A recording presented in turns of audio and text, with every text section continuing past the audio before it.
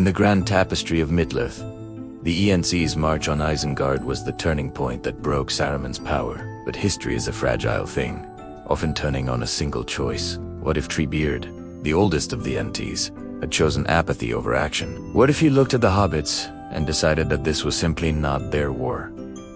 To fight, without the last march of the Ents, the machinery of Isengard would never have been crushed. The industrial heart of Saruman's domain would continue to beat, fueled by the destruction of nature. Saruman the White would stand triumphant atop his tower. From the height of Orthanc, he would watch his legion grow, realizing his vision of an order built on iron and steam. The great dam holding back the river Isen would remain unbroken. The waters that should have cleansed the filth of wizardry would stay trapped, a silent witness to the rising darkness. At Helm's Deep, the night remains a chaotic nightmare. The wall is shattered by Saruman's black powder, and the Rohirrim find themselves pushed to the absolute brink of extinction. But the true disaster follows. The dawn. In the original timeline, the Horns arrived to trap the fleeing orcs.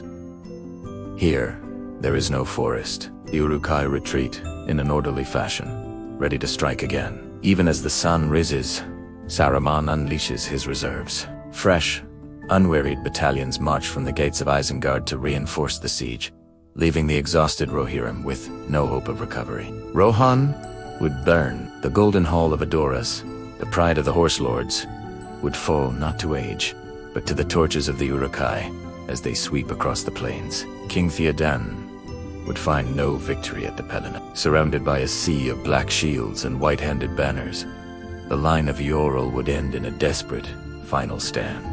With Rohan fallen, the strategic balance of Middle-earth collapses. Saruman is now free to move his forces east, creating a terrifying alliance of two towers that Gondor cannot hope to withstand. Minas Tirith would face a nightmare scenario.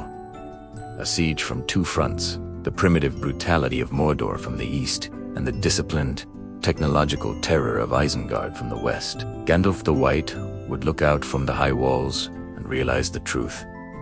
The west has lost its chance. The silence of the Ents has sealed the fate of men.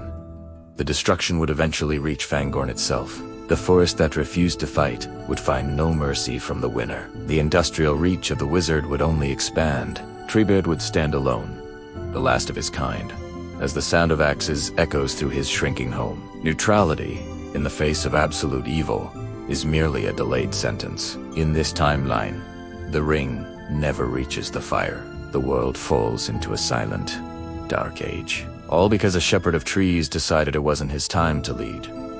What do you think would have happened?